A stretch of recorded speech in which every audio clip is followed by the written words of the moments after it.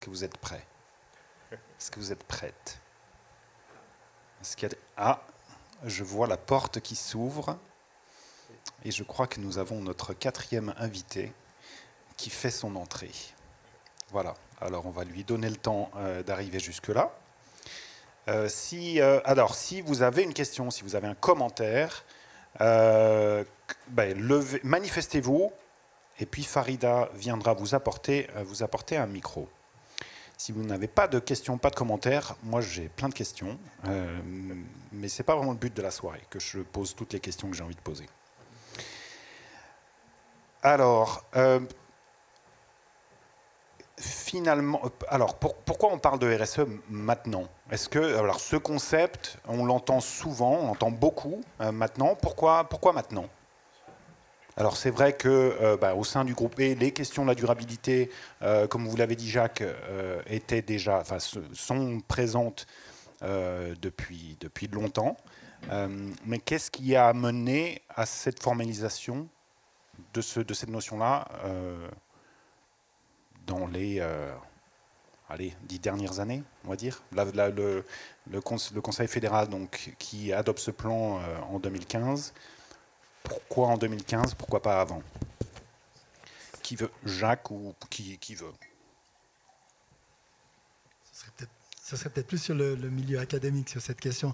Moi, je pense on va le laisser arriver.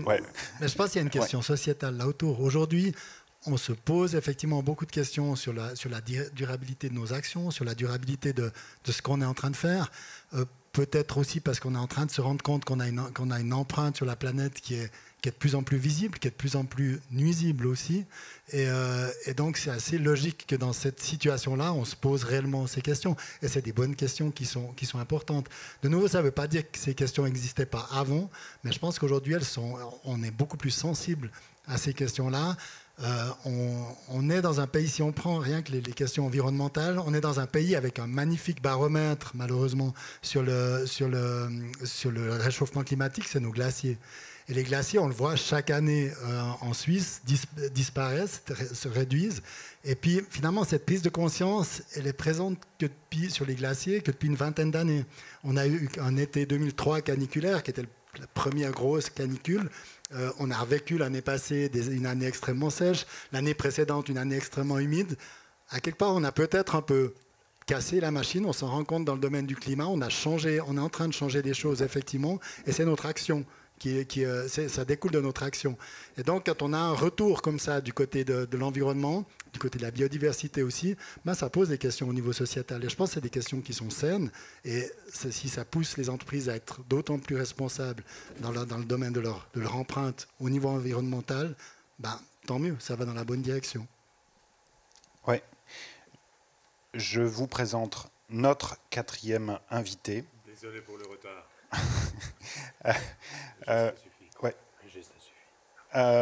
Donc Paul Debinski, qui est professeur, voilà mes notes, qui est professeur au département des sciences du management à l'université de Fribourg. Alors pour vous chauffer, Paul, une petite question. Donc dans mon introduction, je parlais de thèmes qui étaient compris dans la responsabilité sociétale des entreprises. J'ai mentionné donc les conditions de travail, les droits de l'homme et de la femme, et l'impact des sociétés sur l'environnement, enfin la question de l'environnement, la question de l'égalité et de l'inclusion. Est-ce qu'il y a d'autres thématiques qui font partie de la RSE? Et puis peut-être une question piège. Est-ce que finalement cette notion de RSE, est-ce que finalement est-ce que c'est pas un peu un fourre-tout? Bonsoir et encore une fois mes plates excuses pour arriver en retard et d'avoir mal enregistré l'heure du début. Votre question, elle est fondamentale. Est-ce que c'est un attrape-tout?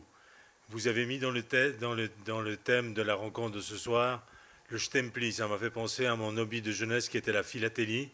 Et dans la philatélie, il y avait une diversité extraordinaire de couleurs, d'origines, de raisons de première émission, etc. Je pense qu'il y a l'analogie, elle va très bien avec la RSE. C'est un attrape-tout.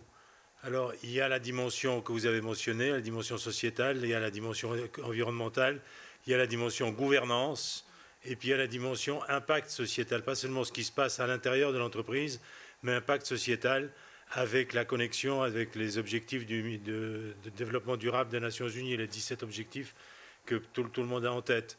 Donc effectivement, c'est une expression je rejoins un peu la question précédente. Pourquoi maintenant? Parce qu'on a passé entre 1970, milieu des années 70, et puis la crise financière, ce que j'appelle les 30 années de l'euphorie financière. Pendant cette période d'euphorie financière, on a cultivé l'actionnariat, le capitalisme actionnarial. La question de la RSE et de différentes connotations de ce terme sont liées à une réponse à ce monopole intellectuel du capitalisme actionnarial qu'on appelle le capitalisme des parties prenantes ou le stakeholder capitalisme.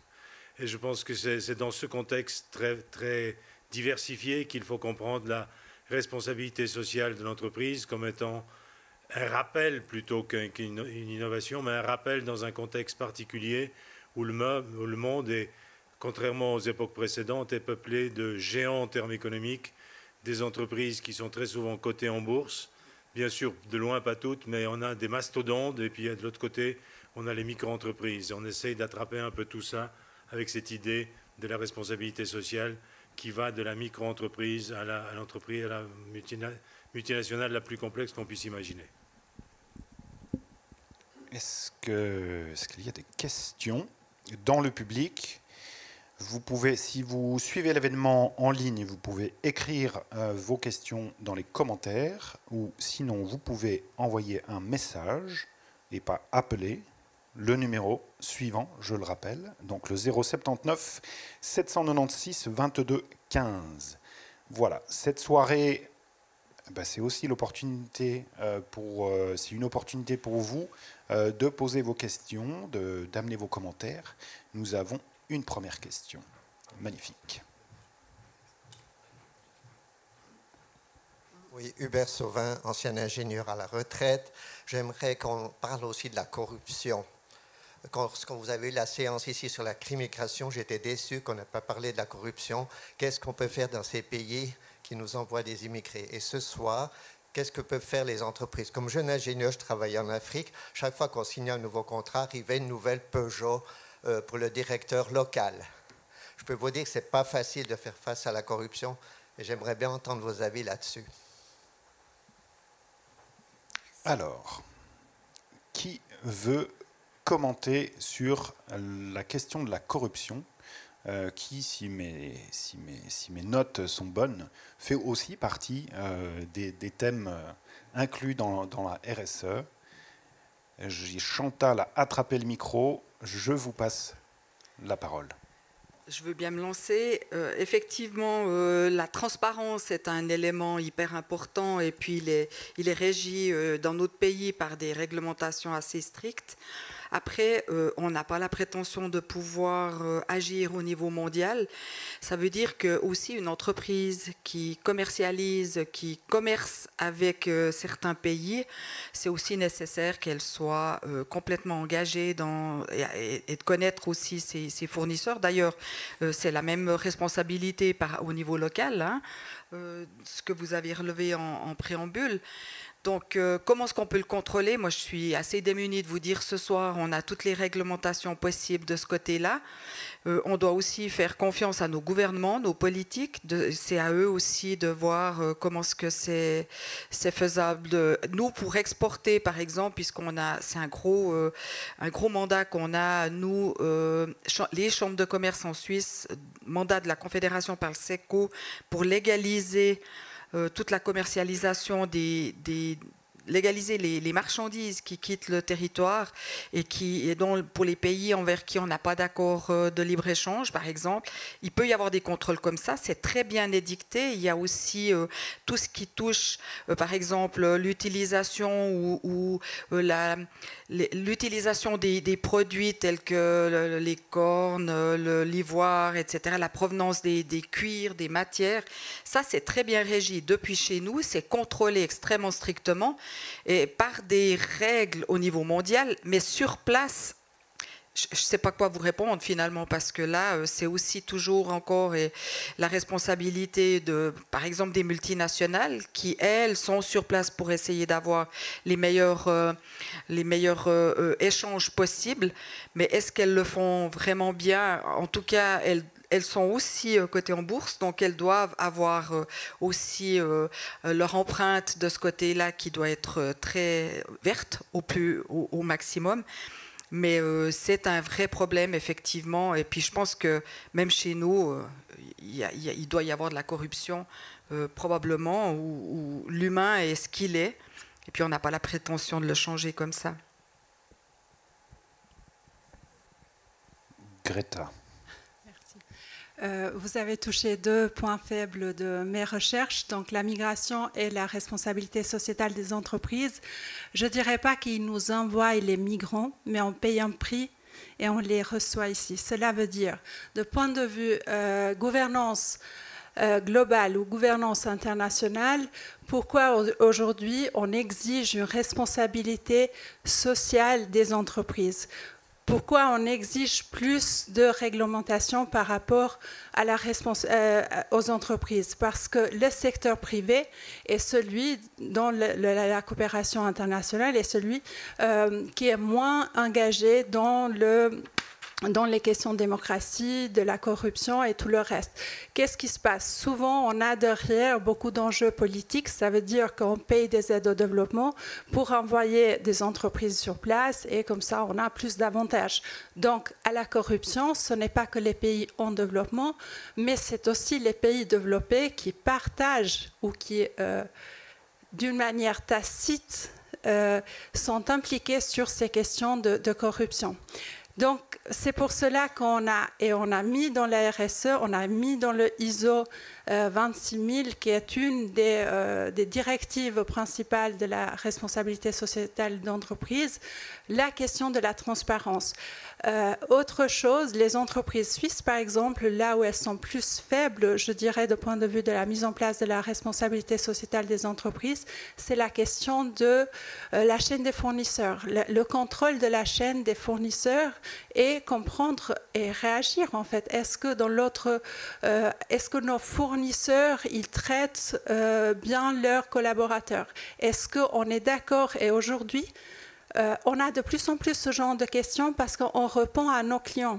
Et on sait très bien que certains clients ou certains consommateurs, ils ne vont pas acheter notre produit s'il n'est pas réellement durable. Ça veut dire que s'ils ne respectent pas aussi cette chaîne des fournisseurs et si c'est toute la chaîne de la valeur des entreprises répondent à ces questions de l'environnement, de la durabilité, mais aussi des conditions de travail, donc aussi d'un respect des droits humains, que ça soit à l'interne, je dirais, de l'entreprise, mais aussi à l'externe, par rapport aux fournisseurs et par rapport au lieu ou au pays où elles sont. Voilà. Si je peux rajouter par rapport à ça, en Suisse, on a une chance incroyable. 90 à 95% de nos entreprises sont des petites entreprises, des PME. Et c'est ce qui nous fait vivre. Et puis, on met toujours la comparaison avec des grandes multinationales qui ne respectent pas ou qui doivent absolument inscrire leurs engagements de manière formelle.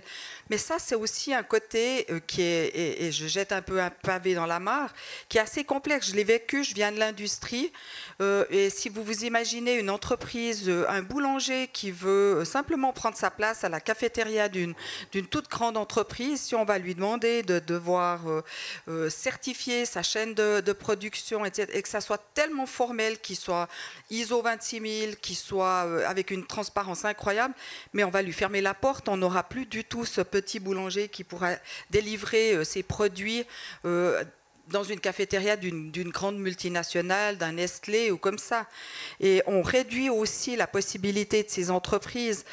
J'entendais il n'y a pas longtemps qu'au niveau des entreprises familiales, on a baissé de 10 à 15% aujourd'hui le nombre d'entreprises familiales que par le passé. On était à 87% des PME étaient, en 2000, c'était cet ordre-là, hein, à vérifier. C'était des entreprises familiales. Aujourd'hui, on n'est plus qu'à 75 000 parce qu'on augmente tellement aussi les réglementations, à 75%, pardon, on augmente tellement les réglementations que ça devient complexe. Donc c'était tout ça pour dire que les incitations sont toujours les meilleures tant qu'on peut, et puis après, forcément, on doit légiférer dans un niveau supérieur, mais ne nous coupons pas nos richesses, et puis elles sont là aussi pour nous faire vivre. Merci. Est-ce qu'il y a d'autres questions, commentaires, réflexions? Oui. Bonjour, je m'appelle Alain Deschenaux, je suis membre de la direction d'une industrie agroalimentaire. Moi, j'ai une remarque par rapport à ce qui a été discuté jusqu'à maintenant. Une chose qui est très importante aussi, vous avez posé la question, est-ce que l'incitation ou le conseil de la Confédération est suffisant? Je pense qu'à moyen terme, les entreprises qui ne soignent pas leurs collaborateurs ne trouveront plus les collaborateurs ou plus les bons collaborateurs.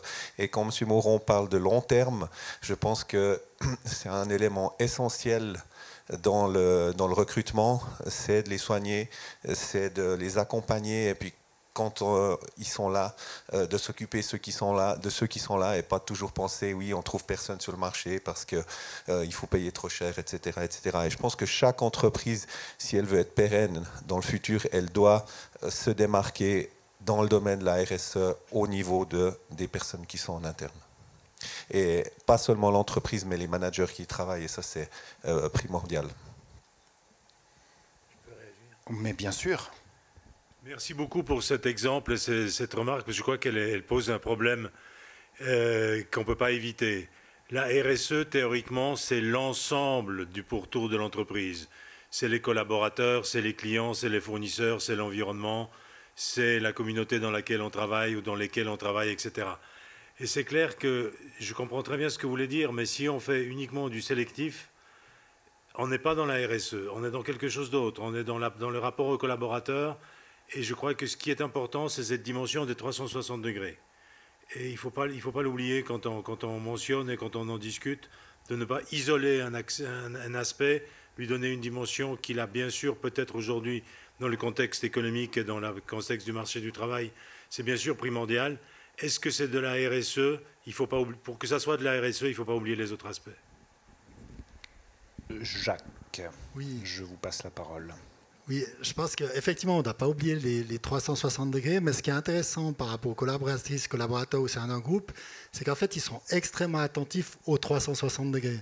Aujourd'hui, un collaborateur, s'il choisit une entreprise ou s'il décide de rester dans une entreprise, c'est parce qu'il est en phase avec les valeurs de cette entreprise.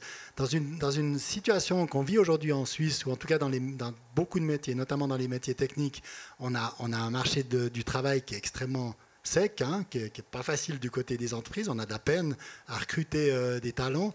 Mais en fait, cette sensibilité à la RSE, on la vit au quotidien.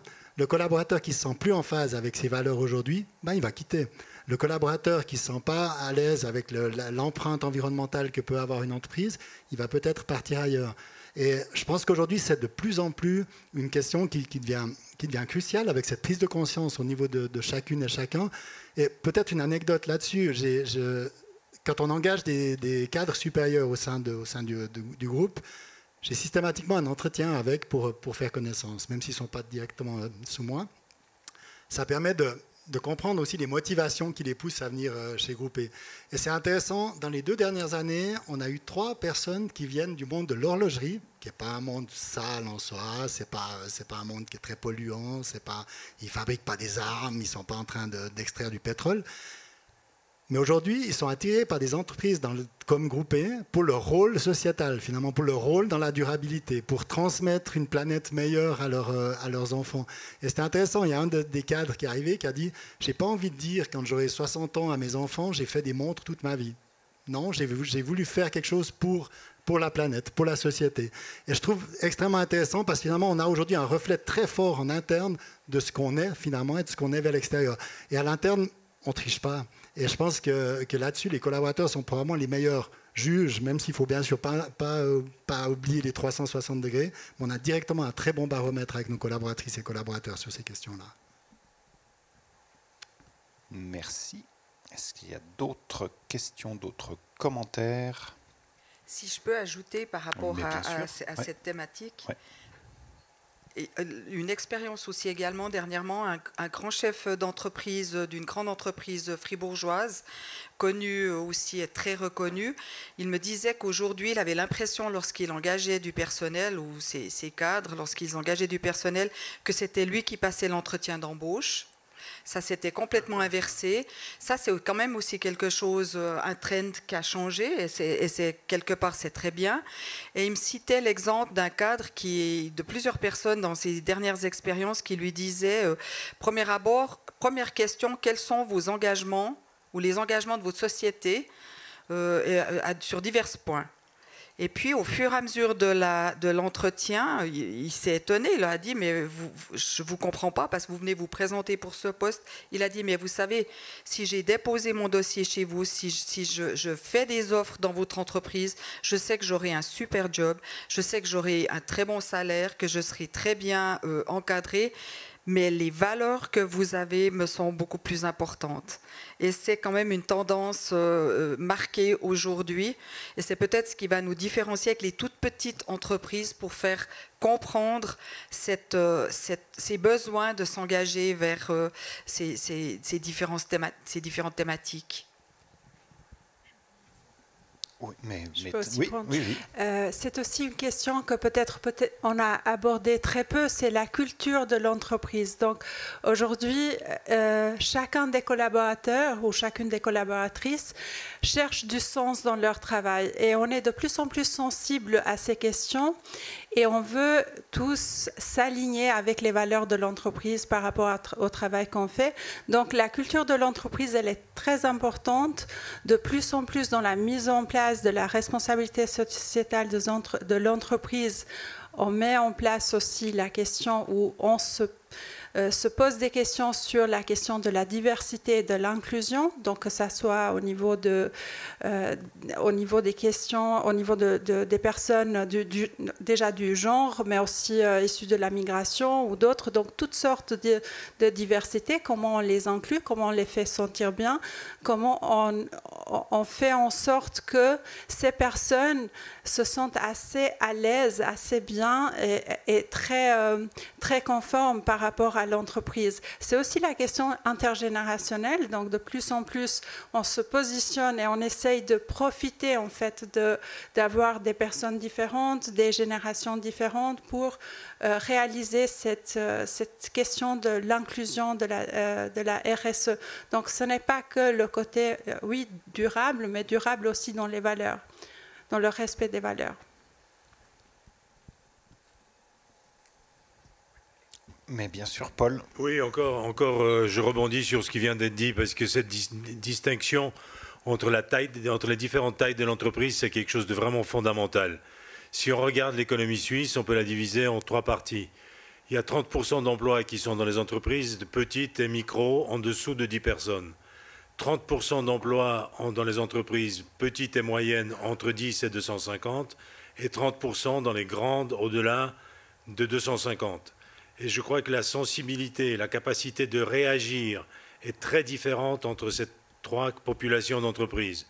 Si on prend les toutes petites et les petites, alors vous parliez des entreprises familiales, c'est quelque chose en toile de fond qui statistiquement est assez difficile à repérer avec précision.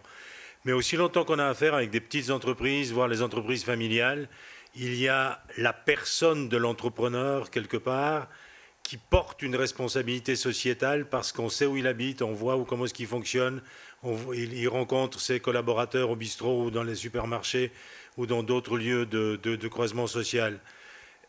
Quand on bouge, quand on augmente, quand on va croissant sur l'échelle de taille, c'est la personne morale, la personne juridique qui prend en quelque sorte le relais avec sa batterie d'indicateurs, de labels et de certificats, et la responsabilité change elle perd le visage et elle change, j'allais dire, de nature. Parce que d'un côté, on a une personne, de l'autre côté, on a un code. Et le code, aussi riche et aussi détaillé qu'il soit, il ne remplace pas la responsabilité personnelle. Et d'ailleurs, il y a un débat dans la littérature pour savoir si une entreprise, une personne morale peut être responsable au même titre quelqu'un d'entre nous est responsable de faire traverser des enfants sur un passage clouté? Est-ce que l'entreprise n'est pas uniquement là pour prendre la responsabilité si quelque chose tourne mal jusqu'à la limite de ses moyens? Mais c'est un autre débat. Mais je crois que cette question de taille, elle est fondamentale, et je pourrais faire tout à l'heure peut-être état d'une expérience récente à Genève. Merci. Est-ce qu'il y a d'autres? Oui, il y a une question ou un commentaire. Oui, bonsoir. Mais peut-être revenir sur ce que vous venez de dire par rapport au stempel et aux normes justement de RSE. Moi, la RSE, ça m'évoque très vite le greenwashing, un moyen pour des entreprises de quelque part de dire qu'elles font tout bien et en fait pour durer, pour rester là, pour continuer business as usual, mais en s'adaptant un petit peu à la marge. Moi, c'est un petit peu ça que ça m'évoque, donc je voulais avoir votre avis là-dessus. Alors, est-ce que la RSE est un système pour distribuer des bons points? Oui. Jacques. C'est intéressant parce que dans le domaine de la RSE, il n'y a pas de stempel en soi. Il n'y a pas directement de validation par la Confédération ou par un organisme. Cette entreprise est exemplaire en termes de RSE. Et je pense qu'encore une fois, c'est la manière dont on le vit. J'étais un peu interloqué par votre remarque sur la personne morale par rapport à la personne physique. L'entreprise, quelle que soit sa taille, à un moment donné, elle est incarnée par ses dirigeants aussi. Et je pense que si on a des dirigeants d'entreprise qui ne sont pas en phase avec les valeurs qu'on veut transmettre dans l'entreprise, dans la personne morale, dans l'entreprise, je pense que ça ne tient pas non plus. Et encore une fois, je retombe sur ce que je disais, on aura un retour direct de la part des collaborateurs dans ces cas-là, des clients aussi. Et je pense que cette responsabilité, quand on parle des RSE, on est beaucoup plus dans le vécu à l'interne. Alors je ne dis pas que c'est le cas de toutes les entreprises, mais je pense que aujourd'hui, on a peut-être aussi une génération de dirigeants pour lesquels c'est intrinsèquement important. Ce n'est pas seulement parce qu'on a envie d'eux. On peut regarder les actions qui se passent dans le domaine environnemental. J'ai l'impression qu'on a eu une première décennie au début des années 2000 qui visait surtout à montrer qu'on faisait quelque chose dans le domaine environnemental. Aujourd'hui, quand je discute avec mes collègues patrons d'entreprise, c'est une vraie préoccupation. C'est plus seulement une question d'image. C'est pas quelque chose qui est juste du greenwashing ou autre. C'est vécu. On veut vivre sur une planète qui soit viable. On veut créer une planète qui soit viable pour les générations futures. Et pas seulement pour des questions d'image, parce qu'on en est persuadé soi-même aussi. Paul. Oui, je rebondis sur ce qui vient d'être dit, et pour enrichir peut-être la question qui vient d'être posée. Il me semble qu'il y a un principe dont on ne parle pas. Est-ce que la RSE, c'est un coût ou est-ce que c'est un bénéfice? On fonctionne dans un paradigme implicite qui dit qu'on peut faire des bons résultats à court terme financiers selon une comptabilité bien établie et en même temps générer des externalités positives, qu'elles soient sociétales, qu'elles soient environnementales, etc. C'est un postulat. Moi, chaque fois que j'en parle, je dis « j'espère », mais je ne peux pas le garantir. Donc vient un moment donné, surtout dans les périodes un peu de crise, où il doit y avoir une réflexion sur les priorités. Qu'est-ce qui passe avant? Qu'est-ce qu'on optimise? Qu'est-ce qu'on maximise? Sous contrainte de quoi? Etc. Et je pense qu'une bonne partie du discours, puisque vous parlez du greenwashing, de finances durables, fait un peu l'impasse sur cette discussion-là. On part de l'idée qu'on peut faire les deux, et que les deux, c'est du gagnant-gagnant. Alors gagnant-gagnant 2 fois, 3 fois, 4 fois, etc. Comme si c'était garanti dans un algorithme. Mon expérience de conseil d'entreprise et de contact avec des gens qui sont dans les entreprises indique plutôt le contraire. C'est qu'il y a des moments, des fois ça fonctionne, mais il y a des moments où il y a des priorités qui doivent être posées. Et clair, pour les entreprises cotées, c'est peut-être l'équation est un peu différente que pour une entreprise familiale. Et donc le greenwashing, il peut apparaître, le washing tout court, je crois que c'est l'humanité, on est pleine, on a parlé de corruption. On n'est pas loin de la corruption quand on parle de greenwashing. Hein. En tout cas du mensonge sur l'étiquette. Greta, ouais. Par rapport, si vous tapez sur Google, la meilleure RSE en Suisse, vous allez tomber sur le Glencore. Donc, il faut aussi dire qu'il y aura toujours une partie des entreprises que le feront parce que ça fait partie et c'est à la mode et les meilleures RSE que j'ai étudiées, c'est quand même les grandes entreprises comme Holcim, Glencore et autres. Et malheureusement, ils ont vraiment sur leur site des super bons RSE, démarches RSE. Est-ce qu'il y a d'autres qui font mieux? Est-ce qu'il y a d'autres entreprises, des petites entreprises qui font mieux? Sans autres, il y a plusieurs entreprises qui ont vraiment et sont dans cette démarche de la durabilité, mais c'est aussi un intérêt. Donc, à la fois, c'est une question de gouvernance de l'entreprise. Et on voit bien qu'on peut faire du profit aussi avec les RSE, mais c'est aussi une question de faire du profit de long terme et en ayant toutes les collectivités avec nous. Ça veut dire un profit aussi pour les collectivités. Et donc, il y aura toujours les deux positions et les deux types d'entreprises. Oui. Chantal. Si je peux ajouter par rapport à ça, il y a quand même des contraintes aussi au niveau légal, et notamment dans la protection des données aujourd'hui qui peuvent poser problème. Je vais vous donner un exemple très concret. On a fait, nous, un partenariat avec la Ligue fribourgeoise contre le cancer pour mettre en place des aides et des packs pour aider les entreprises lorsqu'elles ont un collaborateur, une collaboratrice atteinte de cette maladie, pour les accompagner, et ne serait-ce que pour les intégrer, le retour au travail, sachant que 65% des collaborateurs atteints de maladie reviennent au travail. Il y a aussi un côté économique forcément. Eh bien, un chef d'entreprise, un directeur RH, moi, je ne peux pas demander à ma collègue, ma collaboratrice, ce qu'elle a, si elle vient de me dire « je serai absente les 6 prochains mois probablement », parce que voilà, j'ai un certificat médical. Et c'est quelque chose qui me dérange infiniment, parce que dans notre culture, c'est la première question qu'on pose aux gens, c'est « comment vas-tu ?» Puis là, en fait, je ne peux pas demander comment vas-tu parce que je ne serais pas censée savoir.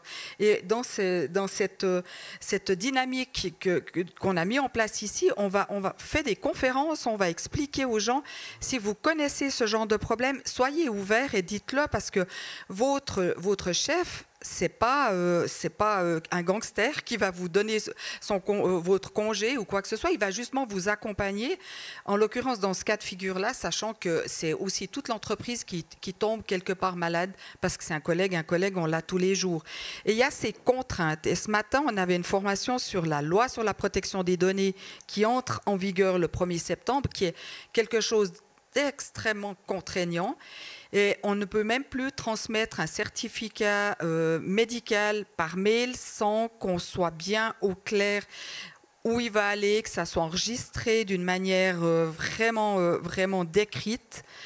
Et un certificat médical, alors que votre collaborateur, il vous envoie la photo de son certificat. Puis c'est tout ce genre de contraintes qui, dans le cadre de la RSE, moi, me pose quelquefois des problématiques. Et ça m'intéresserait de connaître votre avis là-dessus, parce que je me sens très souvent démunie face à ce qu'on essaye de mettre en place pour aider les entreprises, et notamment les petites qui, elles, seraient contentes d'avoir justement des appuis de notre part. Il y avait une autre question dans le fond là-bas. Oui, bonsoir. C'est une discussion très intéressante et je voudrais relever 3 sujets. Un, celui de la corruption, si on peut faire un petit saut en arrière, à savoir, est-ce qu'il est encore déductible des impôts, des impôts des sociétés, les pots de vin qui sont payés par les entreprises? Est-ce que c'est encore quelque chose de valable en Suisse? Deuxième point, ça serait une remarque de ce que j'ai entendu jusqu'à présent. Il me semble qu'est beaucoup mis en avant dans l'avancement de la responsabilité des entreprises le comportement du consommateur ou le comportement du collaborateur. Et ça correspond un petit peu au point de départ qui est que la Confédération donne un cadre, mais sur une base volontaire, faites comme vous avez envie, faites comme vous pouvez. Et puis c'est en fait aux consommateurs et aux collaborateurs de pousser le schmilblick un peu plus loin. Ça, c'est ce que j'entends. Et ça me pousse à une question. à vous de décider qui y répondra. Mais j'ai entendu, l'entreprise doit faire des bénéfices, elle doit aussi s'occuper de son environnement, elle doit aussi s'occuper de ses collaborateurs. Mais s'il y a des choix à faire, je prends un exemple, une entreprise, je ne sais pas, textile, qui en l'occurrence sous-traite au Bangladesh avec travail dans des conditions pas forcément sécurisées ou travail des enfants ou autre. Mais voilà, il y a des consommateurs qui veulent avoir des vêtements pas chers et ils sont produits là-bas. Quels sont les choix vraiment de l'entreprise là-dedans? Où sont ses priorités? Comment elle les établit? Alors, il y avait une première partie, je vais dire, qui était très concrète sur la question de la déduction des pots de vin. Dans un premier temps, est-ce qu'il y a quelqu'un qui veut l'une d'entre vous? Chantal? Alors, d'un point de vue fiscal, les pots de vin, ça n'existe pas. Ça, je suis assez sûre quand même. Sauf que s'il y a des commissions qui sont versées pour une attribution de travail, etc., du moment que la chaîne est respectée, que la personne déclare, etc., forcément, vous savez, on a eu il y a quelques années, il y a 20-30 ans, ou je ne sais plus combien, des entreprises, notamment dans le domaine de la construction, des fournisseurs qui versaient en commission selon le chiffre d'affaires, et puis ces gens ont été pénalement rendus responsables. On l'a vu d'ailleurs dernièrement aussi, par exemple avec les crédits Covid, 138 000 crédits Covid accordés, et puis ça a représenté 17 milliards et demi ou 18 milliards, puis il y a pour 300 millions de gens qui en ont profité, puis qui effectivement, c'est des gens tordus, qui ont profité, qui ont usé. C'est aussi le système et l'urgence qui a permis ça. D'un point de vue fiscal, je pense et j'espère que ce n'est plus possible, en tout cas, de passer outre. Il y a toujours des champions de la fiscalité. C'est aussi important que ça soit juste. Là, par rapport à ça, je pense que je ne peux pas aller plus loin. Je ne connais pas d'exemple concret ou de cas pénaux dans ce domaine-là. Paul. Je crois qu'on peut parler du pot de vin, comme vous venez de dire. Dans ma connaissance, ça n'a pas d'existence comptable. Par contre, il y a des paiements de facilitation qui se passent soit on sous-traite le problème d'obtention de contrats où on a besoin d'un consultant pour, et puis la justification est toute trouvée. Donc finalement, ce n'est pas tellement un contrôle fiscal, c'est une question de conscience en dernière analyse. Ça, c'est pour la première question. Et puis ensuite, on va repenser. Je continue peut-être en parlant sur la deuxième partie, sur finalement les choix. Qu'est-ce qui dicte les choix d'une entreprise? Et je pense que je reviens à la distinction que j'ai faite tout à l'heure entre les très grandes entreprises cotées en bourse, donc qui ont une pression d'actionnariat qui n'est pas nécessairement un actionnariat philanthrope, et pour qui la question de la rentabilité, du rendement financier de l'opération est la raison pour laquelle ils sont dans l'entreprise, la plupart du temps. Et les entreprises qu'on a qualifiées familiales, mais qui sont des entreprises généralement non cotées, dans lesquelles la marge de manœuvre est plus grande, parce que la capacité de la direction à arbitrer entre différents intérêts est peut-être plus grande que justement là où il s'agit de maximiser le retour sur l'investissement pour l'actionnaire. Mais bien sûr, la voie, elle est étroite dans les deux cas. Hein. Jacques. Oui, je reviens sur la question qui a été posée sur le comportement, où on laisse finalement à l'entreprise sa responsabilité, finalement, notamment dans le message de la Confédération. Alors j'ai la chance de diriger une entreprise qui appartient à 80% à l'État de Fribourg, donc qui nous appartient tous, toutes et tous ici. Et donc avec cette vision qui est effectivement orientée sur le long terme. Ceci dit, l'État joue quand même son rôle d'actionnaire et demande aussi d'avoir sa rémunération en tant que propriétaire de l'entreprise. Ceci dit, si l'entreprise peut avoir des comportements qui ne soient pas durables, ça ne tiendra pas longtemps, ce ne sera pas durable pour elle finalement à terme. Si on fait du greenwashing, si on a un discours par rapport aux collaborateurs qui n'est pas un vrai discours, En fait, le consommateur à terme, il s'en rend compte. Et aujourd'hui, en plus, avec le foisonnement de l'information qu'on a, les écarts des entreprises sont très vite mis sous la loupe finalement. Et c'est plutôt une bonne chose. Ça oblige les entreprises effectivement à être et à rester exemplaires. La même chose par rapport aux collaboratrices et collaborateurs. Donc, là, je vois plutôt quelque chose de vertueux. Après, ce que vous dites sur les choix, alors je suis content de ne pas être à la tête d'une entreprise textile parce que je pense qu'effectivement, c'est des choix qui ne sont pas forcément faciles. Une entreprise, si elle n'a pas la profitabilité, elle meurt. Donc là, les choses sont claires. Mais si elle n'est pas durable dans sa manière d'agir finalement, elle ne va pas durer non plus longtemps. Alors c'est peut-être une question d'années. Si elle n'est pas profitable, elle disparaît très vite, ça c'est sûr. Dans les autres domaines, c'est beaucoup plus sur long terme. Mais si une entreprise met à mal l'environnement dont elle dépend pour avoir ses activités, ben un jour elle n'existe plus non plus. Si un jour, si elle a une manière d'agir sur la société qui est toxique, qui est mauvaise, ben un jour ça se retournera contre elle aussi. Mais ce n'est pas dans les mêmes temps, c'est vrai. Et la question, elle est très pertinente. L'entreprise textile, si elle est en situation où elle est en train de disparaître ou pas, puis qu'elle doit se poser ce genre de questions, ben je pense que c'est des choix qui ne sont pas faciles. Je suis assez content de ne pas être à la tête d'une telle entreprise et d'être à la tête d'une entreprise qui travaille pour la transition énergétique, qui cherche des solutions sur le long terme, qui veut décarboner notre planète et pas d'être de l'autre côté, clairement. Merci. Oui, Chantal.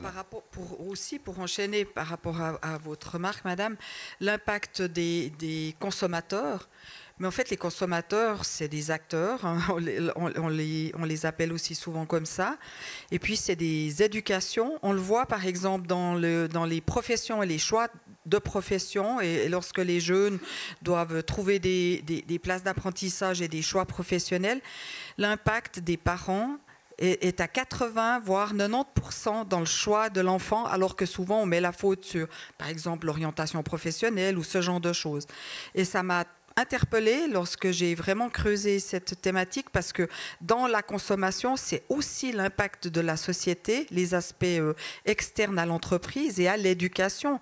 Et puis on disait tout à l'heure en préambule, pourquoi on parle de RSE maintenant, mais je pense qu'on est de mieux en mieux formés, on est de mieux en mieux éduqués dans notre société et le canton de Fribourg a tellement évolué de ce côté-là aussi qu'on est aussi à même de se poser ces questions de société avec tous les aspects extérieurs qui sont arrivés depuis, notamment avec toute la décarbonation qui devient une thématique tellement importante, etc.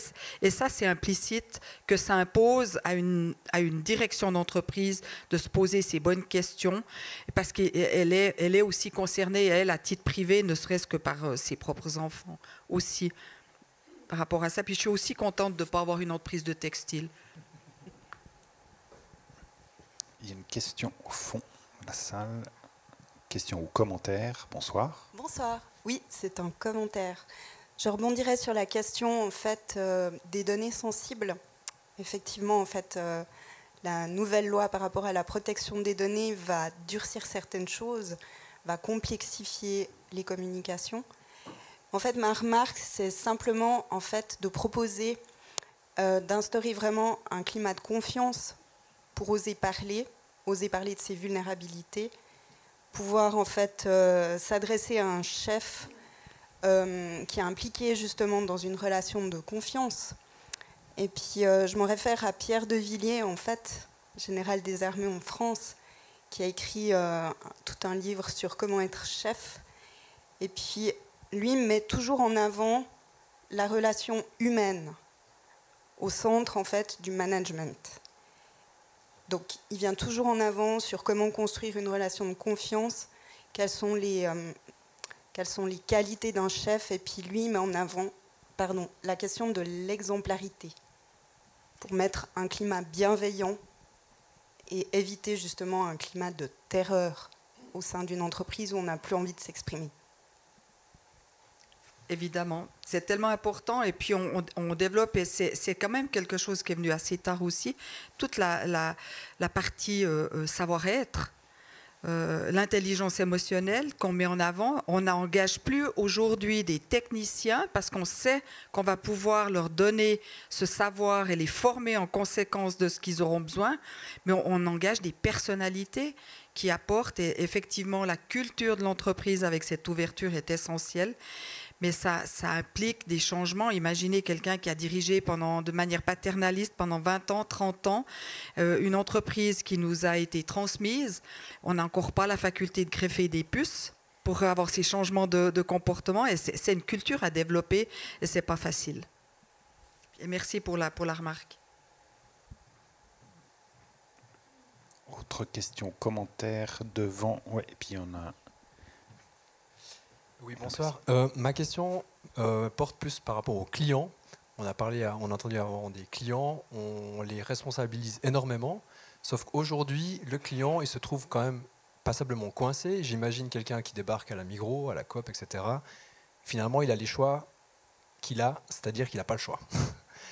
Quelqu'un qui va acheter une voiture aujourd'hui, il se retrouve face à un concessionnaire avec pléthore de SUV, super, électrique s'il veut, mais ça reste des SUV.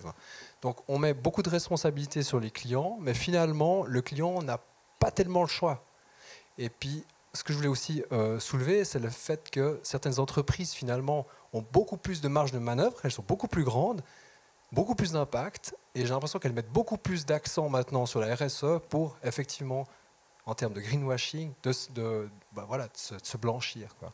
Et je trouve ça fortement dommageable qu'en fait, on vienne pleurer en disant mais l'industrie textile, c'est tellement difficile. Eh bien, il y a tellement d'acteurs dans le textile qui réussissent super bien, parce que ce qu'ils font, c'est qu'ils éduquent les gens. Je prends un exemple, c'est emblématique, Patagonia. Alors, une entreprise comme ça, elle devrait être leader, mais en tout point, quoi. Alors, je ne comprends pas où est la difficulté du textile. C'est qu'on ne veut pas faire. C'est qu'il y a toujours le but du profit, de faire de l'argent facilement, etc. Mais pas du tout de se dire, tiens, je prends des ressources, je suis responsable de ces ressources. Je ne suis pas une société à responsabilité limitée. Non, je les utilise à bon escient. Et j'éduque aussi les clients, je les informe et je ne les prends pas, en guillemets, pour des cons aussi. Je leur vends des produits dont ils ont vraiment besoin, qui durent et qui ont une qualité. Donc, voilà, moi je suis un petit peu déconcerté par la RSE parce que je trouve personnellement, pour moi, c'est un gros fourre-tout, un gros greenwashing. Et on est en fait dans un monde de suffisance. Je viens du monde du social. Notre cœur de métier, c'est le social. Donc du coup, super. Enfin, on brille, on est vachement bien, quoi. On ne peut pas faire mieux. Eh ben, je suis désolé, non. Moi, je ne veux pas tomber dans cette suffisance. Il y a plein de choses qu'on peut faire mieux. Et c'est ça sur lequel il faut pointer. Aujourd'hui, il y a les objectifs de développement durable, très bien. Il y a des programmes qui permettent de mettre en avant ces objectifs. Et de nouveau, on va ressortir le cœur de métier qui ressort bien, etc. etc. Moi, j'ai envie de dire non. Je veux dire, les entreprises elles sont là aussi pour se dire, mais finalement, où c'est que ça ne va pas? Vraiment. Parce qu'on... Voilà. Bon, je vais pas monopoliser le discours. Merci pour cette question-commentaire. Jacques. Oui, merci pour la question. Je pense que je vais commencer par la partie du client parce que vous avez commencé sur cette partie-là. Je pense qu'il y a une vraie responsabilité du côté du client quand même. Si vous avez pris l'exemple de la mobilité, aujourd'hui on peut effectivement acheter un véhicule qui va polluer, qui va utiliser un carburant qui fait des milliers de kilomètres pour venir jusqu'ici et qui émet du CO2. Et puis à contrario, même s'il n'est pas parfait, on peut choisir un véhicule qui aura effectivement un impact sur l'environnement qui sera beaucoup moins lourd. Donc la responsabilité du client, on ne peut pas simplement l'écarter et dire c'est aux entreprises d'amener des solutions qui soient durables et on suit seulement. Je pense que cette responsabilité elle est importante du côté du client. Maintenant, au niveau des entreprises, ce que vous dites est juste. Effectivement, une entreprise qui serait tout sauf exemplaire aujourd'hui, puis qui se dit tout à coup je dois faire attention à mon image parce que la RSE est importante, elle va peut-être commencer par faire une forme de greenwashing. Mais à quelque part, si on part de zéro, c'est peut-être pas une mauvaise chose parce que ça pose au moins ces questions au sein de l'entreprise. Et puis peut-être qu'aussi sur le long terme, elle se rendra compte que mais il y a des bénéfices quand même à être peut-être exemplaire dans certains domaines et aller de l'avant. Et puis si on vit les choses réellement, ce sera peut-être plus crédible que quand c'est Glencore qui donne cet exemple-là. Mais peut-être qu'il faut commencer par là aussi. Peut-être qu'on doit accepter cette partie-là. Après, pour la partie sur l'exemplarité, sur la partie des entreprises elles-mêmes, travailler sur les parties où on n'est pas encore au top, je le vis au quotidien. Groupé, je pense qu'on a effectivement dans notre ADN cette notion de durabilité depuis plus d'un siècle. Et si on est là après un siècle, c'est déjà un bon signe. Mais où dès le départ, finalement, on a cherché à s'inscrire finalement dans la société, dans l'environnement de manière la plus propre possible. Mais aujourd'hui, je sais très bien qu'il y a des domaines dans lesquels Groupé n'est pas exemplaire. Un exemple tout simple, c'est la représentation féminine au sein des cadres supérieurs au sein du groupe, où on est tout sauf égalitaire aujourd'hui, et on y travaille. Je pense que ce que vous avez dit à la fin est très juste. On doit pointer les points où on a des marges de manœuvre. Alors j'ai de la chance, on n'est pas soumis à la corruption chez Groupé, parce que je pense que c'est quelque chose qui doit être assez difficile à vivre. Je ne l'ai jamais vécu dans ma vie professionnelle, heureusement. Mais il y a des domaines, effectivement, sur la diversité où on n'est pas exemplaire, et on y travaille. Et je pense qu'une entreprise qui s'inscrit dans cette démarche, ce n'est pas simplement de dire je veux montrer ça à l'extérieur, et donc je suis exemplaire. C'est de se dire, effectivement, dans tel et tel domaine, je ne suis pas encore exemplaire, et je peux progresser. Et je pense que la démarche, aujourd'hui, dans des entreprises comme Groupé, en tout cas, elle se passe là. Et c'est pas, on n'a jamais terminé la responsabilité sociétale des entreprises. On a une société qui évolue, on a un monde autour de nous qui évolue, on a des conditions économiques aussi qui évoluent, et donc notre positionnement à long terme, on doit toujours le remettre en question et travailler effectivement sur les points où on a à travailler. Et je vous rassure, il y en a chez nous aussi. Je vais rebondir sur votre question-commentaire sur la responsabilité du client. Juste pour dire que dans certains cas, le choix, c'est un luxe que certains ne peuvent pas se permettre. Et donc responsabiliser les clients en disant eh ben oui, il faut acheter responsable, etc. Malheureusement, pour certaines personnes, c'est un luxe qu'ils et elles ne peuvent pas se permettre. C'est juste, je rajouterais juste sur l'industrie textile. Imaginez si vous êtes nommé à la tête d'une entreprise textile qui a employé 2000 personnes et qui a de la peine, qui est proche de zéro dans ses résultats et qui n'arrive pas à mettre en place des démarches sur le long terme tout de suite, peut-être qu'elle est amenée à prendre des décisions à court terme pour aussi sauver son entreprise et sauver les 2000 emplois qui sont là. Après, je vous rejoins tout à fait sur ce que vous avez dit. Une entreprise qui profite d'un environnement, qui profite de situations sociales qui ne sont pas acceptables, elle ne va pas durer de toute façon. Mais je pense qu'aujourd'hui, il y a une vraie prise de conscience à avoir des deux côtés, du côté de l'entreprise et du côté du client sur ces questions-là. Même si effectivement, parfois, ça a un coût et qu'il n'est pas toujours payable. Question, commentaire au milieu. Bonsoir. Mais disons, vous dites que l'entreprise ne va pas durer dans le temps. Pourtant, ça fait des années que les industries textiles qui sous-emploient leurs employés, elles durent dans le temps, en fait. Donc c'est pas très... peut-être qu'en Suisse, ça s'applique, mais pas dans les autres pays, en fait. Alors je vous rejoins, effectivement. Il y a des entreprises qui arrivent à durer en n'étant pas très durables. Je pense que c'est une situation qui est en train de changer clairement. Aujourd'hui, avec la prise de conscience qu'on a sur ces questions, avec la prise de conscience sur les questions environnementales, heureusement, on ne peut plus faire n'importe quoi, comme c'était le cas il y a peut-être quelques décennies encore. Donc, je pense que si aujourd'hui on s'inscrit dans une démarche qui n'est pas durable, par définition, on ne durera pas. Les sociétés qui vivent de l'extraction du pétrole, par exemple, de toute façon, elles ne dureront pas parce qu'un jour, il n'y aura plus de pétrole. Alors j'espère qu'on arrêtera avant qu'il n'y ait plus de pétrole, mais aujourd'hui, on ne peut pas avoir une attitude non durable et espérer exister encore à long terme. Et si on réfléchit dans cette optique-là, on doit anticiper finalement ces mouvements-là. Et ce qui est intéressant aujourd'hui, et pour moi, je parle du domaine de l'énergie parce que c'est le domaine que je connais le mieux. Dans le domaine de l'énergie, aujourd'hui, les compagnies pétrolières deviennent des gros investisseurs sur de l'énergie renouvelable parce qu'elles sont en train de se rendre compte que leur modèle est en train de s'écrouler. Et heureusement, dans le cas présent, c'est vertueux, elles sont en train de se diriger vers des politiques qui sont beaucoup plus durables. Elles ne le sont pas encore toutes, elles ne sont pas encore toutes exemplaires. Une partie fait du greenwashing, mais je pense qu'il y a une vraie remise en question là-dessus. sur les entreprises qui ont un impact fort sur l'environnement en polluant des cours d'eau ou autres avec de l'industrie textile par exemple, ben, ce n'est pas des modèles qui pourront durer à long terme. De toute façon, la remise en question, elles l'auront à un moment donné. Ce que j'espère, c'est qu'elles l'auront avant d'avoir détruit l'environnement, détruit des systèmes sociétaux. J'avais une deuxième question. Donc, vous dites que vous travaillez à faire plus d'inclusion envers les femmes et tout ça. Alors, je me demande bien de quelle manière, vous y travaillez comment, en fait, concrètement. Oui. Alors, je trouve on peut prendre le cas parce qu'effectivement, ça peut montrer comment on peut réagir sur une problématique de ce type-là au sein d'une entreprise. À un moment donné, et c'était jusqu'à il y a quelques décennies, le fait que grouper dans ces cadres supérieurs pratiquement avec des hommes, ça posait même pas de questions, ça posait pas de questions au niveau sociétal, ça posait pas de questions en interne. On n'est plus du tout dans cette situation-là. On a une prise de conscience. Ça commence par une prise de conscience, finalement, de se dire non, mais on n'est pas en train d'avoir une intégration qui est bonne, une diversité qui est bonne, et c'est mauvais pour l'entreprise, et on regarde directement quelles sont les conséquences de cette non-intégration, de cette non-diversité. Je pense que quand on n'est pas suffisamment diversifié, on ne prend pas forcément les meilleures décisions, parce que finalement, pour prendre les meilleures décisions, il faut aussi avoir une ouverture qui soit forte.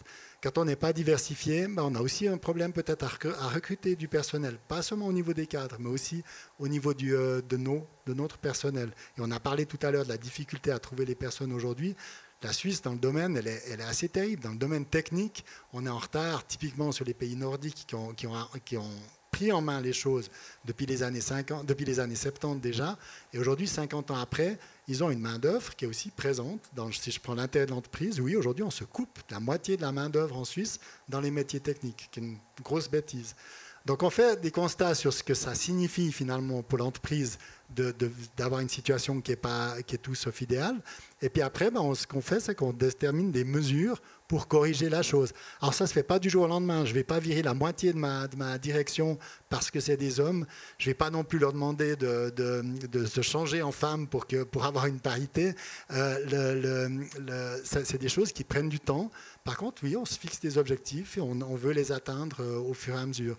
On n'est pas non plus dans une situation, si je prends la situation de diversité, je ne suis pas un fan de quotas et de dire la prochaine personne que je dois engager au sein de la direction, ça doit être une femme.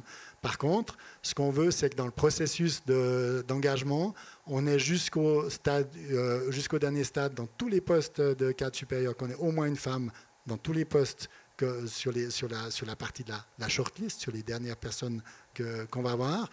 On a aussi pris la décision claire au sein de l'ensemble du groupe qu'à compétences égales, on va engager une femme plutôt qu'un homme pour les positions de cadre. Et puis on vise à terme d'avoir 30% de cadres supérieurs et de monde de la direction qui soient femmes au sein de l'entreprise. On ne peut pas le faire du jour au lendemain, c'est des processus qui sont longs, mais c'est en faisant ce genre d'initiative qu'on arrive à le faire. On se fait aussi accompagner dans les cadres d'engagement. Aujourd'hui, on a des cabinets de conseil qui peuvent nous aider pour trouver des chasseurs de tête qui vont chercher plus des personnes, des femmes finalement, sur le genre de poste qu'on peut avoir. Et on travaille aussi avec ce genre de cabinet, parce que ce n'est pas toujours facile de susciter des candidatures féminines quand on est taxé comme étant très homme dans notre cadre. Donc ça montre, c'est un exemple. C'est pas quelque chose qui se passe en 2 ans. Il n'y a pas de baguette magique dans la RSE. C'est des choses qui vont sur le long terme et qui impliquent clairement le management à tous les niveaux. Merci. Paul, vous vouliez réagir. Je vais faire deux remarques un peu transversales. La première, c'est celle sur les temporalités, parce qu'effectivement, on parle du long terme, on parle du court terme, mais on a oublié peut-être que les entreprises ont des temporalités qui leur sont propres. La micro-entreprise, elle vit de semestre en semestre, peut-être d'année en année. L'entreprise moyenne, elle a une petite perspective peut-être de 5 ans parce que le produit, parce que la renommée, parce que les canaux d'écoulement, etc., la reconnaissance des clients, etc. La grande entreprise, celle dont vous parliez tout à l'heure dans le pétrole, ils ont une perspective probablement de 30 ou 40 ans. Et c'est clair que cette temporalité se retrouve quelque part. Quand on parle d'entreprise, on les mélange toutes et on a l'impression que tout le monde a du temps. Non, il n'y a pas de temps. Et la dimension des horizons différenciés a été captée par Mark Carney quand il était le président de la Banque d'Angleterre. Il a parlé de la tragédie des horizons. Il a dit oui, la durabilité nécessite effectivement des décisions à long terme, c'est-à-dire des décisions dont on n'attend pas les résultats à court terme, dont on a le luxe de ne pas attendre les résultats à court terme. Or, disait-il, la vie des entreprises, notamment des groupes cotés, est faite de trimestre en trimestre. Et c'est pour ça qu'il a parlé de la tragédie des horizons, en disant que le long terme, ex post, donne l'impression d'avoir été une addition des courts termes, mais quand on regarde vers l'avant, en termes de prise de décision, c'est tout à fait différent. Donc la capacité de prendre des décisions à long terme, je dirais, est un luxe en termes statistiques du terme par rapport aux emplois, la distribution des emplois que j'ai mentionné tout à l'heure. Donc je crois que ça, il faut l'oublier.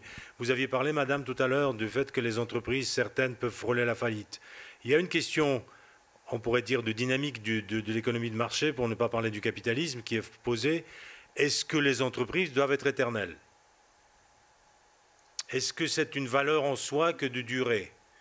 Peut-être de temps en temps mettre la clé sous le paillasson, c'est peut-être pas un mal, pour différentes raisons, y compris pour celle de durabilité, comme on vient de le mentionner.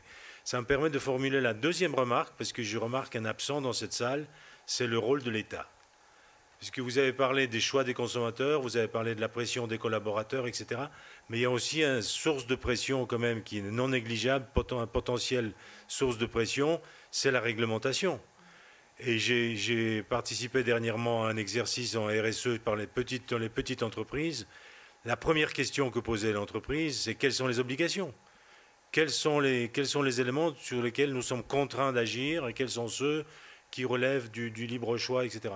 Et je pense que cet élément de contrainte, il n'est pas beaucoup articulé dans nos pays, notamment en Suisse, pourquoi? Parce que les milieux d'entreprise reviennent avec un argument qui a son fondement, en disant attention, plus de réglementation, hausse des prix. Et le consommateur, qu'est-ce qu'il fait? Il vote du côté de son porte-monnaie la plupart du temps, en disant qu'on préfère avoir des prix bas plutôt que d'avoir de la réglementation. Je ne dis pas que c'est aussi simple que ça, mais il y a un élément de réglementation, notamment en matière de RSE, qui peut avoir à court terme un effet sur les prix, et ça, personne ne l'aime. Et ça, il faut se le dire, qu'on soit de gauche ou de droite, personne ne l'aime. Merci. Une question, commentaire au milieu de la salle. Oui, il y a plein de mains qui se lèvent, c'est super. Alors, ma question, c'est, quand on parle de RSE, quel est le rôle des labels? Alors, je parle de ISO 14001, ou je parle de B Corp. Tous ces labels-là, on n'en a pas encore parlé, et ça me surprend, parce que je vous dis juste une chose, c'est que moi-même, je travaille pour des labels. Hein. Je fais la promotion de 2 labels pour des petites entreprises ici en Suisse.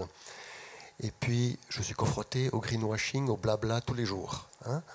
Parce qu'on me dit, on va poser de label, on est déjà écologique. Hein. Alors ça, je la connais, celle-là. J'ai toute une longue liste, je ne vais pas la faire là maintenant. Mais le greenwashing, c'est vraiment le problème numéro 1. On est dans le blabla. Alors moi, je suis beaucoup moins positif que monsieur qui dit c'est naturel. Tout le monde va voir que naturellement, on va devenir dans le développement durable, que tout va bien, c'est évident. Voilà, tout ça. Alors moi, je ne suis pas du tout là-dedans. Ce n'est pas du tout ce que je vois sur le terrain chaque jour. Parce qu'il y a toujours des gens qui ne respectent pas les règles du jeu. Et ça, c'est économique. Le prof d'économie peut-être pourra le dire. Je suis économiste moi-même aussi. Il y a toujours des gens qui ne respectent pas les règles du jeu si vous ne mettez pas des règles claires pour tout le monde. Donc, contraignante, exactement. Sachant que le trafic de drogue, la traite d'humains, ça, c'est des business florissants, il faut le savoir. Alors, est-ce que c'est RSE? On peut en discuter. Mais voilà. Donc, revenons un peu sur Terre. On parle de réglementation de l'État. Heureusement que le prof d'économie en parle. Merci.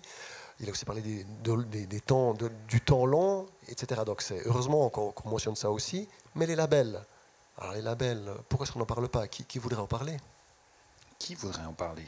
Je rebondis là-dessus, sur votre commentaire, pour parler aussi des différences entre discours et action. Alors voilà, j'allais dire, je vais me permettre d'attaquer aussi les labels en disant qu'est-ce qui fait valeur de belle étiquette, de bons points, et qu'est-ce qui fait valeur de mise en action concrète. Différence entre discours-action, les labels. Qui veut? Greta? Donc. Non. Je dirais tout d'abord, peut-être depuis le début, on n'a pas mis on n'a pas expliqué peut-être la démarche RSE. Ça commence d'abord avec une carte des parties prenantes pour voir quels sont les intérêts de toutes les parties prenantes, que ce soit les actionnaires, les consommateurs et tout le reste, les collaborateurs, la direction, la gouvernance et tout le reste. Une fois qu'on connaît les intérêts, on connaît vers quoi on va et on comprend en fait quels sont les intérêts de tous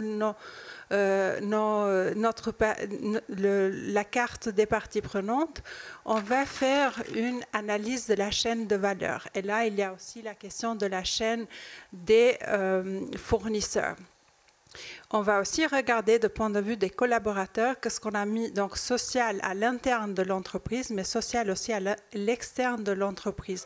Est-ce que l'entreprise s'implique un peu plus sur la collectivité ou sur la cité? Est-ce qu'il y a un projet pour la cité? Est-ce qu'il y a un projet pour les collaborateurs?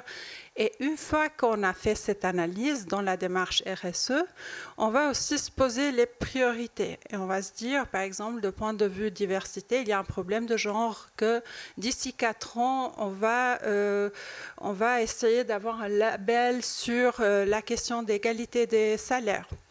Il y aura une autre question sur l'environnement, il y aura d'autres questions. Donc, on verra quelles sont les priorités de l'entreprise. Il est clair, on a parlé tout à l'heure de la confiance et la mise en place de la RSE. Et la confiance, elle a un prix en soi, elle a un prix aussi économique. Donc, du coup, le but, c'est aussi de devenir plus transparente et d'agir et d'avoir une information fluide entre ces parties prenantes. Et c'est pour ça qu'on fait une démarche, on le publie, on est sur le site, on met des labels, on essaye vraiment de s'engager. Mais c'est toujours je dirais, des stratégies de l'entreprise d'une durée de 4 ans. Donc, il y a toujours un plan et on a des priorités par rapport à ce qu'on veut atteindre. Donc, c'est ça un peu la démarche. Et par rapport à cette démarche, donc c'est là où il y a l'action et la vérité, qu'est-ce qu'on veut réellement. Mais derrière les labels, il y a aussi des conditions. Ce n'est pas facile et ça coûte cher. Je pense que certains des labels sont assez chers pour l'entreprise.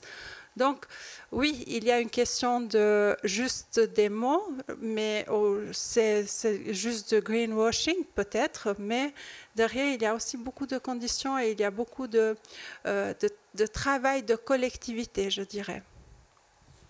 Jacques. Oui, je pense que les labels sont intéressants dès le moment où ils mettent en mouvement l'entreprise. Je vais prendre 2 exemples, je vais prendre 2 labels. Le premier sur l'égalité salariale homme-femme. Chez Groupé, on a dû le faire comme toute entreprise de plus de 100 personnes, sauf erreur. Et puis on constate qu'on a l'égalité salariale, alors on a le stempel, et puis c'est bon. Ça ne nous met pas en mouvement, c'est pas hyper intéressant. Alors la bonne nouvelle, c'est qu'au moins on se rassure parce qu'on constate que c'est le cas. Si je prends le cas de Groupé, il y a un label pour nous qui était intéressant dans les conditions qu'il a posées. C'est le label ISO 14001 qui pousse notamment à faire un bilan CO2. Il y a quelques années, ça fait un moment déjà, mais on a fait le travail de faire le bilan CO2 et on s'est rendu compte qu'une partie extrêmement importante des émissions de CO2 de notre activité, c'était le déplacement des collaborateurs pour venir au travail. Et en fait, c'est l'essentiel aujourd'hui, à part sur la partie achat d'énergie où on agit comme on peut en essayant de développer les énergies renouvelables, mais on n'arrive pas non plus au rythme où on voudrait. Sur la partie des collaborateurs, là, on peut agir aussi à plus court terme. Et on a favorisé typiquement des situations de repas pris au sein du travail, de subventionnement des déplacements par les transports publics pour agir. Et dans ce sens-là, pour moi, là, il y a un réel intérêt au label parce qu'il a mis en mouvement finalement l'entreprise. Le but d'un label, ça ne doit pas être seulement de dire « oui, je l'ai eu, c'est bon, et je peux l'afficher ». C'est d'abord se poser des questions en interne, de réagir à une situation, n'est peut-être pas exemplaire, alors qu'avant, on ne s'était même pas posé la question sur ces principes-là. Donc je pense que les labels ont ça de bon, pas pour s'afficher, mais d'abord pour ce qui est réalisé au sein des entreprises. Chantal. Oui, toujours par rapport au label et rebondir là-dessus, effectivement, dans mon expérience professionnelle, à un moment donné, ça a été extrêmement important pour l'entreprise où j'étais de mettre en place la certification ISO. Ça a été un travail de base et construire un vrai squelette pour l'entreprise à tout point de vue. Et puis par la suite, là, depuis 2018, c'est un travail qu'on a fait déjà depuis 2017 où on a créé le label Carbone Free, Free Fribourg par exemple, où on a permis à bon nombre d'entreprises de s'engager dans des bilans carbone, de se remettre en question, et puis tout en versant une contribution, puisqu'on ne compense pas par des certificats, on ne peut pas le faire en Suisse, tout en versant une contribution dans cette fondation, où nous, on impacte énormément de par notre travail, puisqu'on s'engage énormément de ce côté-là, et le 100% de ce qu'on en récolte, on le remet sur le tissu économique fribourgeois, et on soutient des projets toujours en lien avec le développement durable. Et c'est très souvent des projets déjà en route par des étudiants ou vraiment des projets chouettes par des entreprises déjà installées aussi. Et puis on voit qu'il y a un cercle vertueux qui s'est inscrit. Puis après, on avait la crainte aussi de ce fameux greenwashing et puis d'avoir ce retour du tout public en disant bah, c'est pure excuse. Mais en fait...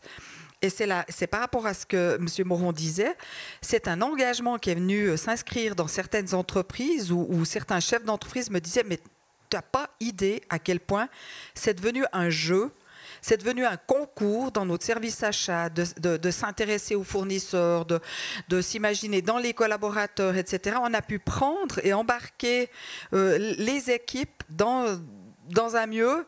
Alors, je ne dis pas que c'est absolument fantastique, extraordinaire et la réponse à tout, mais c'est déjà un engagement et ce n'est pas rien compte tenu de certaines entreprises qui n'auraient jamais fait un seul pas dans cette direction, en fait. Je l'ai eu l'occasion, il n'y a pas longtemps, de le présenter au niveau suisse. Et il y a énormément d'intérêt de la part de certains cantons aussi pour appliquer ce genre de phénomène, c'est-à-dire de récompenser les démarches qui sont faites sur un plan local et d'inscrire le local de façon globale, en fait. Et c'est vraiment des démarches intéressantes et ça mobilise tout le monde, en tout cas chez nous. Merci. Un commentaire, une question? Oui, un commentaire et une question. Comme ancien chef d'entreprise, j'observe l'évolution de cette planète, en particulier au niveau économique, depuis bien longtemps. C'est vrai, toutes ces valeurs dont vous parlez, elles sont toutes magnifiques, que ce soit concernant le RSE, le développement durable, la gouvernance, l'égalité homme-femme, etc. J'aimerais juste vous faire remarquer que, en fait, toutes ces valeurs s'inscrivent et doivent s'implémenter dans un monde qui est basé sur un seul paradigme, la croissance. Et la croissance économique, on n'arrive pas à s'en débarrasser, on ne peut pas envisager un monde sans croissance, notamment dans les pays développés, car en fait tout le système s'effondrerait. Je citerai seulement comme exemple, si demain nous devenons tous des consommateurs vertueux et que nous achetons strictement ce dont on a besoin, eh bien l'économie s'effondre. Les entreprises devraient licencier. C'est aussi une remarque par rapport au contrôle de la chaîne de valeur. Comment nous voulons juger des entreprises en Inde, au Vietnam ou je ne sais où, pour leur dire, écoutez, vos conditions de travail sont inacceptables, je ne peux pas acheter vos produits. Ça me semble presque un non-sens. Et pour terminer, une question. Je constate que notre société, autour de notre société, se développe un corset de lois, de règles, de procédures inimaginables, notamment, vous avez dit, Madame Robin, la protection des données, ça devient insoluble. Eh bien, moi, je constate que plus on développera ce corset, plus on enlèvera la responsabilité des gens et on va essayer de tricher parce que ça sera simplement plus possible de tout respecter. Que pensez-vous de ce corset qui ne cesse de s'amplifier et qui ne touche pas seulement les entreprises? Parlez avec un médecin, allez à l'hôpital, parlez avec les enseignants. Tout le monde ne fait que remplir des formulaires pour respecter les procédures. Voilà. J'ai terminé. Merci. Alors, dans un premier temps, peut-être donc la question de la croissance. En quoi la croissance est finalement un des problèmes ou quelque chose qui pose problème qui serait peut-être contradictoire à la RSE. Paul. Oui, vous avez mis le doigt où ça fait mal, hein, parce qu'effectivement, on est prisonnier de la croissance. Et on est tous prisonniers consentants de la croissance, il faut ajouter. Personne ne se rébelle de manière violente par rapport à cette idée. Et je pense que la question fondamentale qui a disparu des manuels, notamment de management, c'est la question combien c'est trop. À partir de quel moment j'ai assez? C'est une question qu'on n'aime pas se poser dans notre société et qui était une certaine frugalité, sans donner trop de sens, trop de force à ce terme. Mais c'était une conversation, une autolimitation, une préoccupation dans la morale, on pourrait dire traditionnelle, elle était là. Aujourd'hui, quand on a affaire à des entreprises, justement des personnes morales, où finalement c'est la feuille Excel qui gouverne l'ensemble des opérations, mais combien c'est trop, cette question tout simplement n'est pas à l'agenda. Donc indirectement, un des éléments qui pourrait peut-être permettre de sortir de ce prison de la croissance est une réflexion sur la taille acceptable des organisations. Bien sûr, on a eu le cas sur les banques par rapport au secteur bancaire, qu'est-ce qu'un petit pays peut supporter, mais ça peut se décliner au niveau de la taille des entreprises, quelle est la taille des entreprises gouvernables, quelle est la taille des entreprises où on peut avoir la certitude que les paroles dites sont des paroles qui sont mises en action, etc. etc. Donc c'est une petite voie. Il y a une deuxième voie qui permettrait peut-être d'amoindrir un peu la pression sur la croissance. Elle est à chercher du côté des marchés financiers, notamment avec des mesures fiscales qui rémunéreraient la conservation des positions financières sur le long terme. Donc si vous maintenez une action pendant 3 ans, au moment de la vente, vous avez une fiscalité plus clémente que si vous la vendez au bout de 3 secondes. Et je pense que c'est des mesures, encore une fois, sur la temporalité sur lesquelles il faut réfléchir, parce que cette accélération que nous vivons depuis 30 ans, elle nous a conduit droit dans la prison dont vous parlez. Et ni intellectuellement, ni politiquement, on a de solution. La serrure a été fermée, on dirait. Oui, Jacques. Ouais, excellente intervention. Je pense qu'effectivement, on est en train de commencer à se rendre compte qu'on a un impact qui est de plus en plus fort sur notre environnement et que malheureusement, on a une planète qui est finie, qui a ses limites. Et puis ce dont on se rend compte, malheureusement peut-être trop tard, c'est qu'on est en train de l'entamer énormément, on a largement dépassé ce que la planète pouvait nous permettre de faire. Et inexorablement, on va devoir changer de manière de consommer. Je pense qu'on est partie d'une génération qui est née vers la fin des 30 Glorieuses, où tout était progrès, tout était plus, et de toute façon, on allait aller toujours vers le plus de manière extrêmement importante. Alors oui, on a gagné beaucoup de confort dans ces 30 Glorieuses. Aujourd'hui, on doit reconnaître qu'une grande partie de notre consommation, c'est une consommation de pur confort, de pur j'ai envie de, plutôt que j'ai besoin de. Et je pense que on est clairement en train d'atteindre des limites du système, de ce que peut accepter notre planète finalement là-dessus. Et c'est intéressant parce qu'il y a quelques années, probablement de parler de décroissance ou de croissance plus raisonnable, plus durable, ça aurait été des gros mots dans le monde de l'économie. Aujourd'hui, non, on est conscient, on ne va pas pouvoir continuer comme ça. Je veux dire, je pense qu'on doit en être conscient. Et je reparle du domaine de l'énergie. Si on ne passe pas par consommer mieux, consommer moins, on n'y arrivera pas. Et je crois que là-dessus, on doit tout être conscient qu'on ne pourra pas vivre sur une planète à 9 milliards de personnes si on continue à vouloir consommer comme on consomme aujourd'hui. Je prends juste un mot sur la deuxième partie, sur la partie du corset légal, corset législatif. Je pense que c'est intéressant parce que dans la question, il y avait deux parties. On ne peut pas savoir ce qui se passe en Inde. Et pour être au clair, pour avoir des conditions qui soient correctes finalement, on doit avoir un certain corset qui fixe finalement des règles. Par contre, je pense qu'on doit faire attention effectivement, et en Suisse peut-être en particulier, de ne pas rentrer dans l'autre extrême. Je pense dans le domaine de la protection des données, on est en train de se mettre des barrières qui sont un vrai handicap pour toutes et tous. Aujourd'hui, je vais voir un médecin. Si je vais voir un autre médecin, le premier n'a pas le droit de lui transmettre mes données, alors que j'ai tout intérêt à ce qu'il le fasse, parce que je veux être soigné le mieux possible par les deux médecins en soi. Et ça n'a pas de sens. Je veux dire, aujourd'hui, on est vraiment dans une situation où la protection des données, typiquement, on va beaucoup, beaucoup trop loin dans le monde qu'on a aujourd'hui. Et je pense qu'on doit avoir un corset qui soit correct, qui donne les bonnes impulsions, quand c'est important, quand on parle d'atteinte à l'environnement typiquement, quand on parle d'atteinte au niveau sociétal, oui, on doit avoir des corsets qui soient là, mais on ne doit pas non plus s'inventer des corsets, ce qu'on a tendance à trop faire dans certains domaines. Alors, l'heure tourne. Je tiens à le préciser. Je vais donner la parole brièvement à Chantal et brièvement à Paul. Je vous demanderai d'être bref. Merci. Chantal. Alors, je trouve qu'on ne doit pas confondre être opportuniste et puis saisir des opportunités. C'est extrêmement important. Je suis très positive, moi, à ce qui arrive et comment le monde évolue.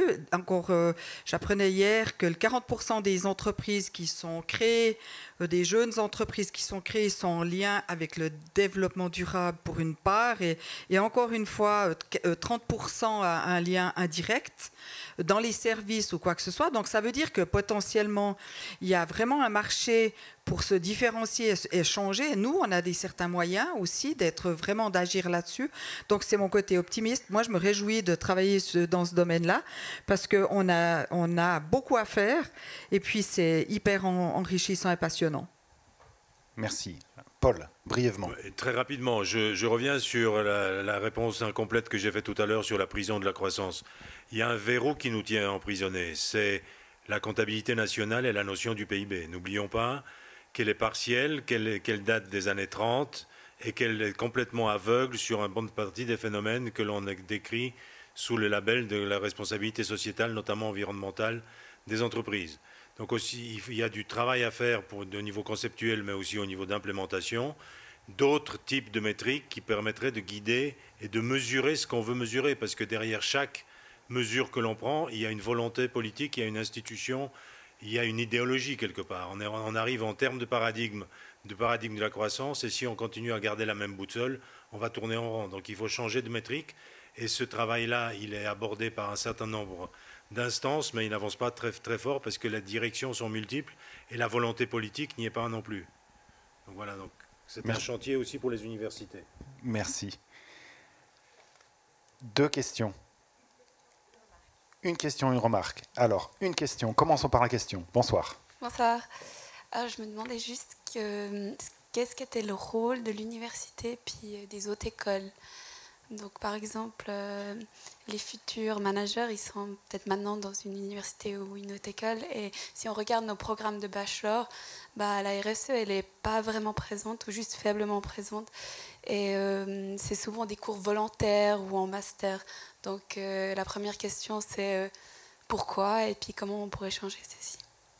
Alors, le volontariat, même dans l'enseignement. Greta. Au niveau des universités, mais aussi des HEG, à partir de cette année, il y a beaucoup plus de financement sur la question de la durabilité. Il y a beaucoup plus d'attention particulière sur les outils pédagogiques liés à la durabilité.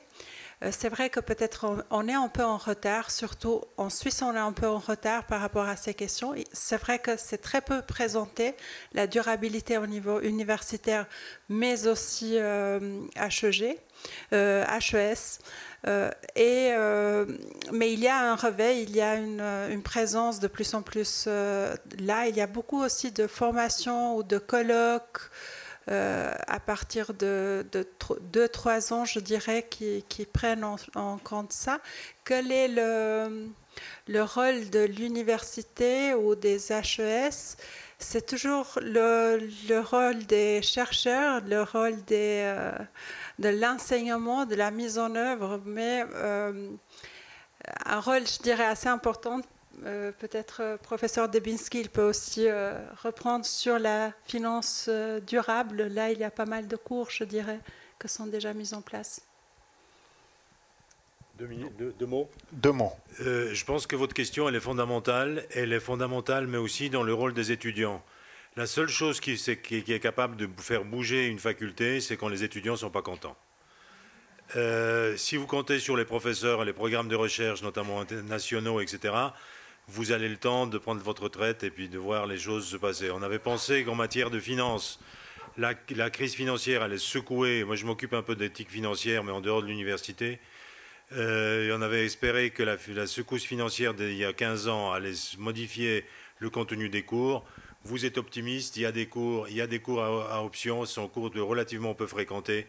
Et un collègue de HES me disait l'autre jour, bien sûr, ça fait 20 ans que je donne des cours en RSE dans ma boutique, mais ils rêvent tous de devenir traders.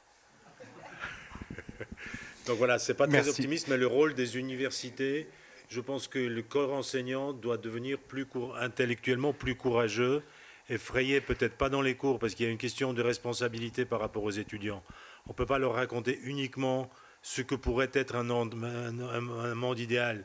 Il faut aussi qu'ils apprennent comment le monde fonctionne et comment est-ce qu'on le pense. Donc on ne peut pas se permettre d'être totalement idéaliste, mais il faut, moi c'est ce que j'essaye de faire, distiller de l'inconfort par rapport au présent pour inciter tout le monde à être plus proche de la vérité et du bien commun en tant qu'acteur. Mais je reviens encore sur le point, c'est les étudiants qui font bouger les universités. Alors, un dernier commentaire. Après, n'oubliez pas que la discussion peut aussi se prolonger autour d'un verre. Ce qui tombe bien. Un dernier commentaire. Voilà, un dernier commentaire. Souvent, on me dit, mais qu'est-ce qu'on va laisser comme monde à nos enfants? Et en cours de sciences et société, dans le programme Éthique Plus, un professeur nous a proposé en fait de poser la question, quels enfants voulons-nous laisser au monde? Qu'est-ce que vous avez envie d'étudier l'année prochaine en tant qu'étudiant? Parce qu'en fait, l'entreprise, ici et maintenant, c'est vous, c'est moi. L'entreprise de demain, ce sont nos enfants. Donc, quelle entreprise, quels enfants vont constituer les entreprises de demain? Et puis, on n'est qu'un continuum, en fait. Donc, quelle personne est-ce que j'ai envie d'être dans une seconde, dans 10 minutes? Bon, dans 10 minutes, je sais que je serai au bar, ça c'est certain. Donc voilà, c'était la remarque de fin. Merci. Ouverture sur la nouvelle génération. Un petit peu d'optimisme. C'est dit des horizons quelque part. Hein, voilà. Parce qu'entre moi et mes petits-enfants, il y a quand même le repas du soir. Et la marmite pleine. Un autre commentaire sur l'éducation ouais. C'est toujours l'éducation et puis l'impact des parents dans l'éducation, forcément à tout point de vue, positivement et négativement aussi, malheureusement. Jacques? Oui, moi je pense que cette notion des générations futures, elle peut paraître un concept qui est relativement nouveau. Ça, on n'en parlait pas forcément il y a quelques décennies. Parce que justement, il y a cette prise de conscience qu'on a un impact réel sur notre environnement et qu'on ne pourra pas continuer comme ça. Je crois qu'on a une grosse responsabilité et c'est notre génération qui doit porter cette responsabilité de changer le cours des choses, de ne plus être dans cette situation purement consumériste, de ne plus être dans une situation où on veut absolument le produit de plus au prix le plus bas possible. C'est notre responsabilité envers les générations futures. On utilise énormément notre planète, on ne pourra pas le faire à long terme comme ça, on doit changer des choses. Et puis, moi je suis d'un naturel optimiste, je pense qu'on est en train de se mettre en mouvement, qu'on n'est qu'au début de ce mouvement et qu'on doit aller au bout. Et clairement, on le doit à la suite de l'humanité finalement. Merci. Un mot. Un seul mot, c'est l'exemplarité qui est fondamentale, parce que l'enseignement, s'il n'est pas basé sur l'exemplarité, il ne mène pas très loin. Voilà, donc soyons exemplaires, soyez exemplaires. Merci à vous tous pour vos questions, vos commentaires. Encore une fois, merci à nos invités. Du bout de la table là-bas, au bout de la table là-bas, nous avons Chantal Robin. Merci à vous. Ensuite, Jacques Moron. Merci à vous. Greta Baliou. Merci beaucoup. Paul Demansky. Merci beaucoup. Je remercie Farida Kali, à qui je vais redonner le micro dans un instant. qui va sans doute vous parler des autres cafés scientifiques qui vont arriver. Je profite encore de mes derniers instants au micro pour remercier Franck et Raphaël à la technique, et puis Ibrahim, qui a disparu, qui était là. Qui est parti préparer l'apéro. Qui est parti préparer l'apéro.